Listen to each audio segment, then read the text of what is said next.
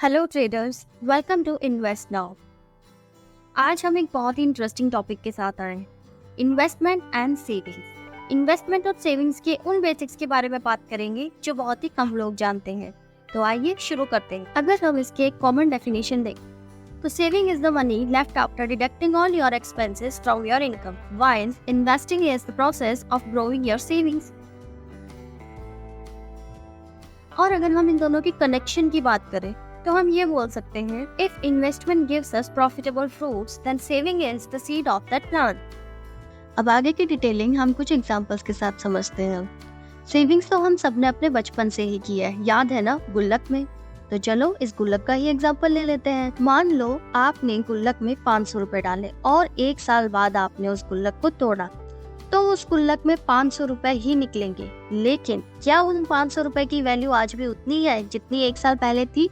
नहीं, उसकी value decrease हो चुकी होगी। अब उस 500 रुपए की परचेजिंग पावर वो नहीं रही जो 1 साल पहले थी। फॉर एग्जाम्पल, मान लीजिए जब 1 साल पहले आपने 500 के नोट को गुल्लक में डाला तब बादाम की कीमत 500 रुपए किलो थी, यानी उस 500 रुपए में आप 1 किलो बादाम खरीद सकते थे। लेकिन क्या 1 साल बाद भी बादाम की कीमत 500 रुपए ही रह गई है? नहीं ना, बादाम की कीमत बढ़ चुकी है। मान लो कि बादाम की कीमत 550 रुपए किलो हो गई होगी। मतलब ये हुआ कि अब आपको 1 किलो बादाम लेने के लिए 550 रुपए पे करने होंगे, यानी 50 रुपए एक्स्ट्रा। और इस हिसाब से अब आपके 500 के नोट की वैल्यू 10% डिक्रीज हो चुकी है। तो ऐसा हुआ क्यों? ये सब हुआ महंगाई की वजह से, क्योंकि इस 1 साल के बीच महंगाई की रेट इंक्रीज हुई। यही अगर 1 साल पहले आपने अपने 500 रुपए कहीं इन्वेस्ट किए होते तो 1 साल बाद आपके पैसों की वैल्यू महंगाई की रेट के साथ कदम से कदम बढ़ा के आगे चलती। तो ये फर्क है सेविंग और इन्वेस्टिंग। लेकिन हर चीज के अपने फायदे और नुकसान भी होते हैं, तो चलिए वो भी देख लेते हैं। सेविंग में रिस्क मिनिमल होता है और रिटर्न भी मिनिमल होता है, पर वही इन्वेस्टिंग में जितना मैक्स रिटर्न होता है उतना ही मैक्स रिस्क भी होता है। अब सबका अपना कंफर्ट होता है, सबकी अपनी चॉइस होती है। कोई रिस्क लेना चाहता है तो कोई सेव करना चाहता है, और कोई ज्यादा रिटर्न लेने के लिए ज्यादा रिस्क लेता है। तो सेविंग में क्या रिस्क होता है ये तो हमने देख ही लिया है। अब हम उन इन्वेस्टमेंट्स के रिस्क को जानेंगे जिनमें लोगों को लगता है कि उन इन्वेस्टमेंट में रिस्क नहीं होता है, लेकिन ऐसा नहीं है। चाहे सेविंग अकाउंट हो या म्यूचुअल फंड या फिक्स डिपॉजिट, इनमें भी रिस्क इन्वॉल्व होता है। रिस्क कहाँ नहीं होता यार, हर जगह रिस्क है। चलो देख लेते हैं कि इन सब में कौन से रिस्क इन्वॉल्व हो सकते हैं। फर्स्ट आता है डिफॉल्ट रिस्क। अगर आप किसी कॉर्पोरेट बॉन्ड में इन्वेस्ट करते हैं या किसी म्यूचुअल फंड में इन्वेस्ट करते हैं तो उस पर्टिकुलर प्राइवेट कंपनी के डिफॉल्ट होने का रिस्क होता है। और अगर फिर भी आप ये रिस्क लेना चाहते हैं तो उस कंपनी की क्रेडिट रेटिंग्स जरूर चेक कर लें। सेकंड आता है इंटरेस्ट रेट रिस्क। अगर आप किसी बॉन्ड में इन्वेस्ट करते हैं, चाहे प्राइवेट हो या गवर्नमेंट, वो भी रिस्की हो जाता है। पर्टिकुलर कंपनी इंटरेस्ट रेट बढ़ा दे। अब ये थोड़ा कंफ्यूजिंग हो गया है कि इंटरेस्ट रेट बढ़ने से रिस्क कैसे बढ़ सकता है। सपोज आपने किसी गवर्नमेंट बॉन्ड में इन्वेस्ट किया जहां आपको 5% इंटरेस्ट रेट मिल रहा है, लेकिन उसके बाद क्या हुआ कि गवर्नमेंट ने एक नया बॉन्ड लॉन्च कर दिया जिसमें वो 7% रिटर्न देगा। तो अब जो लोग नए बॉन्ड में इन्वेस्ट करेंगे उन्हें सेम टाइम पीरियड में 7% रिटर्न मिलेगा, और वहीं आपको सिर्फ 5%। तो हुआ ना इंटरेस्ट रेट रिस्क। तो कंक्लूजन ये है कि रिस्क हर जगह है, कहीं कम तो कहीं ज्यादा। सबकी रिस्क हैंडलिंग कैपेबिलिटी अलग होती है। मैं पर्सनली सेविंग से ज्यादा इन्वेस्टिंग प्रेफर करती हूँ। इन्वेस्टिंग करने से पहले हमें इन्वेस्टिंग के बारे में जान लेना चाहिए। तो सबसे पहले इन्वेस्टिंग के कुछ रूल समझ लेते हैं। इन्वेस्टिंग का सबसे बड़ा रूल यही है कि कम से कम इन्वेस्ट करो और ज्यादा से ज्यादा रिटर्न लो।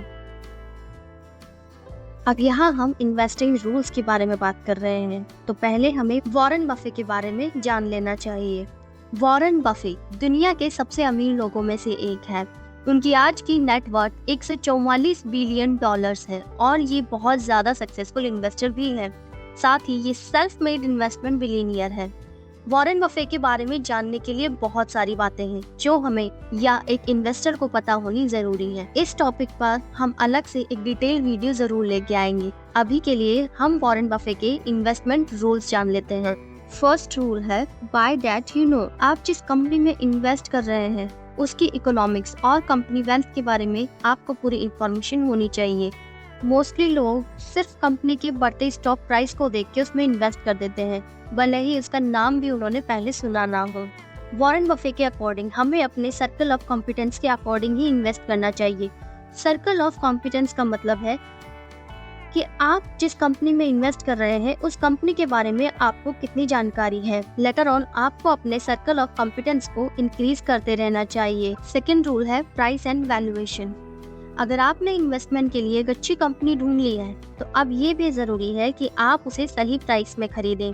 अगर आप कंपनी को ज्यादा प्राइस में खरीद लोगी तो आपका प्रॉफिट कम हो जाएगा। वॉरेन बफे कहते हैं price is what you pay and value is what you get. According to Warren Buffett हमें कंपनी को उसकी इंट्रिंसिक वैल्यू से भी कम में खरीदना चाहिए। Third rule by when market is fearful. जब मार्केट में बड़ी गिरावट आती है तो मोस्ट ऑफ इन्वेस्टर्स अपनी पोजीशन एग्जिट कर लेते हैं, बट वॉरेन बफे के अकॉर्डिंग यही इन्वेस्टमेंट का सही टाइम है। और इसका सबसे बड़ा प्रूफ है 2020 में आया क्रैश।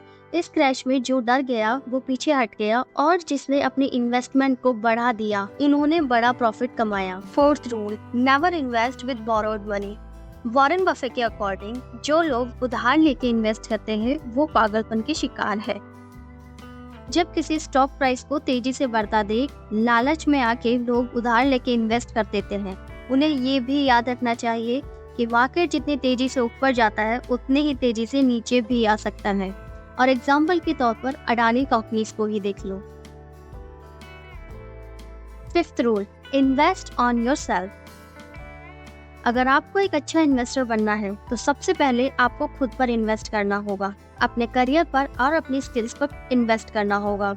वॉरेन बफे कहते हैं learn a lot read a lot. तो हमें अपनी नॉलेज को बढ़ाते रहना चाहिए और इस इन्वेस्टमेंट में कोई लॉस भी नहीं होता। अपनी स्किल्स बढ़ती रहती है और यही एक चीज ऐसी है जो आपसे कोई चुरा भी नहीं सकता। तो ये थे इन्वेस्टमेंट और सेविंग्स के कुछ बेसिक्स। आई होप इस वीडियो से आपकी जानकारी बढ़ी हो। If you like this video, like, share and subscribe please.